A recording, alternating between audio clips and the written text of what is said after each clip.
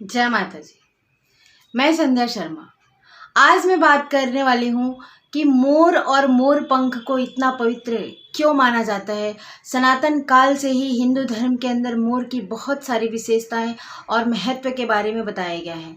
जैसा कि आप जानते हैं, मोर, मयूर, पीकॉक जितने खूबसूरत इसके नाम है, उतना ही खूबसूरत यह पक्षी देखने में भी है। और साथ ही साथ हमारे सभी देवी देवताओं को किसी न किसी रूप में बहुत ज़्यादा प्रिय भी है।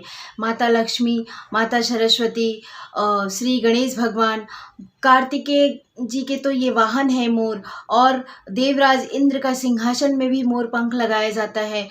और सारे के सारे ऋषि मुनि महात्मा महर्षि हमारे, जिन्होंने बड़े बड़े धर्म शास्त्रों की रचना की है, उन्होंने भी प्राचीन काल में मोर पंख की कलम से ही अपने धर्म शास्त्रों को लिखा है।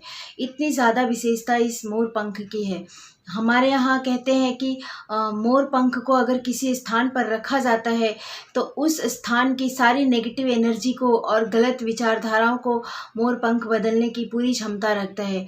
वहाँ पे नेगेटिव एनर्जी का नाश करके पॉजिटिव एनर्जी का भी संचार मोर पंख के द्वारा किया जाता है।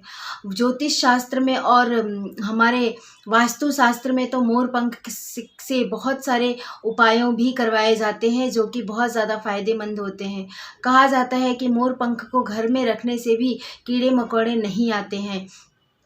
और मोर पंख को बौद्ध धर्म के अंदर उसके पंखों को खुले विचारों का प्रतीक मानते हैं।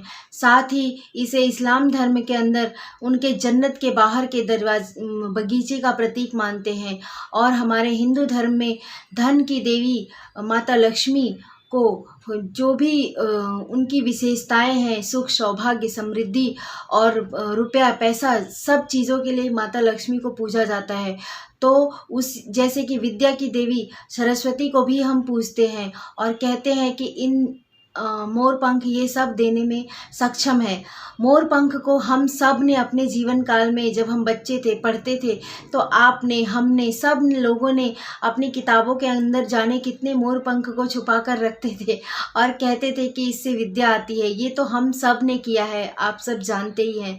मोर पंख के और भी बहुत सारा महत्व और विशेषताएं हैं। इनमें से एक महत्व भगवान शंकर ने माता पार्वती को पक्षी शास्त्र में वर्णित मोर के महत्व के बारे में बताया है। वे कहते हैं कि प्राचीन काल में एक संध्या नामक असुर हुआ था, जिसने गुरु शुक्राचार्य की मदद से बहुत ही ज़्यादा घनघोर तपस्या की थी और ब्रह्मा जी और शंकर जी को प्रसन्न किया था और उनसे बहुत ही अच्छे अच्छे और शक्तिशाली वरदान भी प्राप्त किए थे।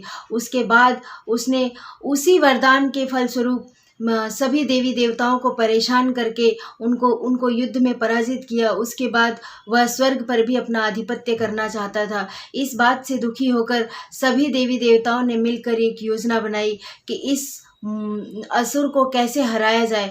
फिर वे सभी देवी देवता और हमारे तमाम नवग्रह मोर के पंख में विराजमान हो गए, जिससे वह मोर बहुत ही ज़्यादा शक्तिशाली और प्रभावशाली हो गया।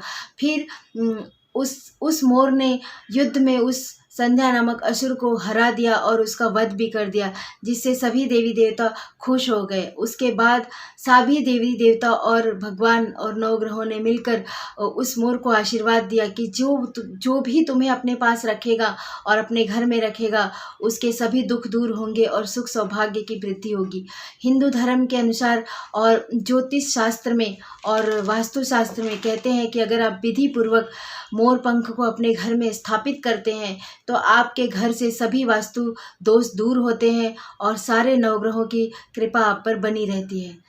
तो आप भी अपने जीवन में मोर पंख की महत्व को समझें, उसे अपनाएं और अपने जीवन में सुख सौभाग्य को आमंत्रित करें। तो आज के लिए बस इतना ही। माता रानी आप सबको सुखी रखें, स्वस्थ रखें, मस्त रखें। जय माता जी।